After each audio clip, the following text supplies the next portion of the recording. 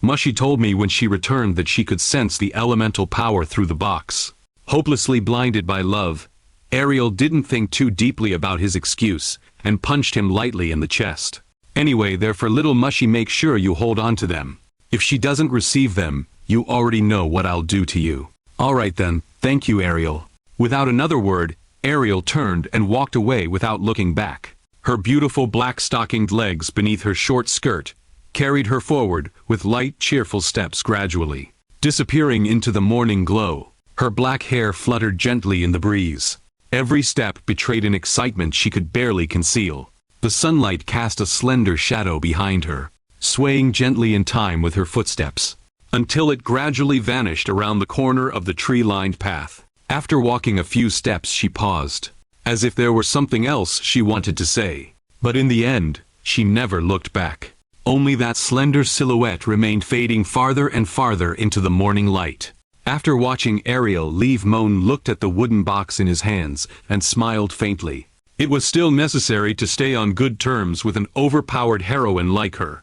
But just as that thought crossed his mind, a blinding flash suddenly wiped his mind blank. Brilliant, dazzling light poured through the gaps in the wooden box. Holy crap, that's bright! He narrowed his eyes and raised a hand to shield himself from the sudden glare. Through the gaps between his fingers, he could see crimson and violet light intertwining as it streamed from the box. The light was warm and surging, saturated with an intense elemental aura. At that moment, the soul dwelling inside Ariel's ring spoke. You lived on black bread for an entire month just to buy that piece of crimson dragon marrow, and that violet flame crystal, and now you've simply given them away? Master, you just don't understand. She accepted such an expensive gift, so according to noble etiquette, doesn't that mean she has to give me something in return? And even if she doesn't, she at least have to say something to me, right? Then, I'll finally get a chance to talk to her tonight. And once we start talking, I can ask her to meet me again. I'm an absolute genius. She cupped her cheeks with both hands, completely lost in romantic fantasies, a silly grin hanging from the corners of her lips. The soul inside the ring sighed helplessly. Honestly, there's no saving a hopeless romantic. The bells of St. Maria Academy's main building began to ring. Their melodious chimes echoed through the morning air, startling a flock of white doves perched on the roof. Their white wings unfurled beneath the golden morning light as they swept past the spires and flew into the distance. Moen sat panting on a stone bench drinking water. Droplets trickled down his chin. It's about time Senior has classes this morning. I guess I'll go study at the library. Just as the thought occurred to him, a sudden rustling came from the bush behind him. The sound was faint and fragmented, as though something were moving through the dry leaves. Moen spun around warily, but saw nothing. Only a few golden leaves twirled in the gentle breeze. He stood and surveyed his surroundings. His gaze swept across every bush and every tree, yet he found nothing unusual. Damn it, was I imagining things? He muttered under his breath, and waited a little longer. When the disturbance failed to return, he stopped paying attention to it.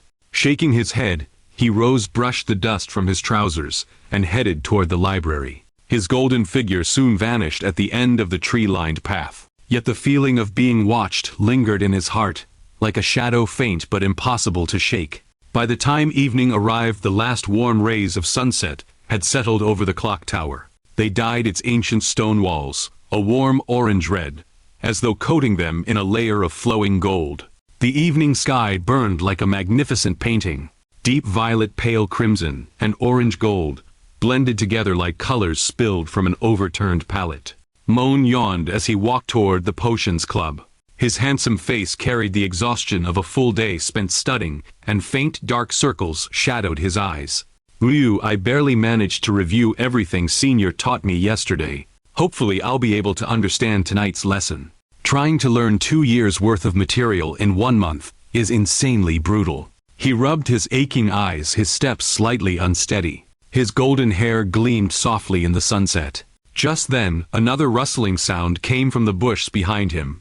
This time, it was clearer than it had been that afternoon. It sounded as though someone were deliberately suppressing their footsteps while following him. The crunch of dry leaves was faint, but it could not escape Moen's now exceptionally sensitive hearing. His drowsiness vanished as he immediately went on alert. He stopped and listened intently. The rustling stopped as well.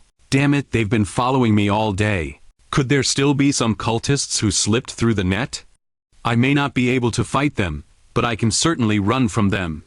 With a whoosh he activated Shadow Step and shot forward. His body became a blur almost impossible to track in the fading light. The wind in his wake swept golden leaves into the air before they fluttered back down. He rapidly wove between trees and bush, trying to shake off whoever was following him. His heartbeat thundered in his ears, while the magic within his body churned wildly. Upon reaching an old tree, he suddenly changed direction, intending to turn the tables on his pursuer. At that moment, a pair of long slender legs clad in black stockings stepped out from the bush. They gleamed enticingly in the sunset, as though bathed in a honey-colored halo. Her thighs were full and shapely, appearing both soft and firm, as they flickered in and out of view beneath the shadow of her skirt. Her calves were slender and straight, their lines forming a flawless curve. A pair of exquisite black ankle boots adorned her feet. The delicate straps around their openings accentuated the graceful contours of her ankles. Every step carried the agility and elegance of a hunting leopard. Her movements were light and swift, producing almost no unnecessary sound. So fast! A cool female voice rang out between breaths. The young woman sensed the lingering presence in the air and tilted her head slightly. Her beautiful eyes gleamed sharply in the twilight. She immediately locked onto its direction, only to discover that there was nothing there. His presence should be right here, how could he? Her voice carried frustration and a trace of stubborn determination. Her eyes continued searching in every direction. Just then Moen suddenly dropped from the sky. He descended from the branches of an old tree amid a rush of wind and a flurry of dead leaves. You've been following me all day. Do you damned cultists ever know when to quit? This young master is going to...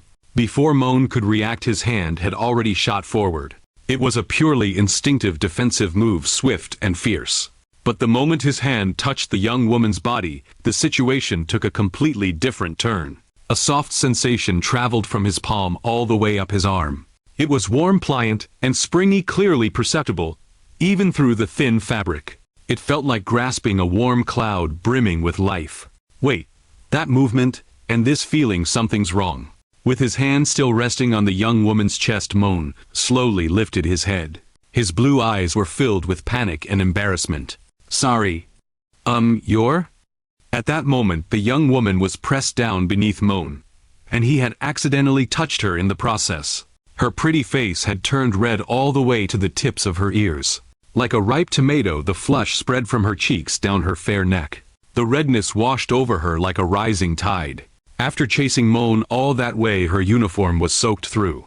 The thin fabric clung tightly to her body, outlining every one of her graceful curves. Even the shape of the twin peaks beneath her clothing was faintly visible. Her full breasts rose and fell with each rapid breath, the valley between them appearing intermittently beneath the drenched fabric. Sweat trickled down her fair neck and disappeared into her collar. It glistened beneath the twilight, adding an even more alluring charm to the scene. Her breathing was rapid and warm, carrying the faint scent of sweat. Her clear eyes burned with shame and anger. Her red lips parted slightly, yet no words came out. Her entire body was enveloped in the intimate glow of dusk. Her skirt had ridden up slightly when she fell, revealing the upper portion of her thigh wrapped in black stockings. It looked even more enticing beneath the setting sun. Golden leaves swirled around them, as though nature itself were adding one final poetic touch to this unexpected encounter. So this is the bold type she is, Moen thought to himself.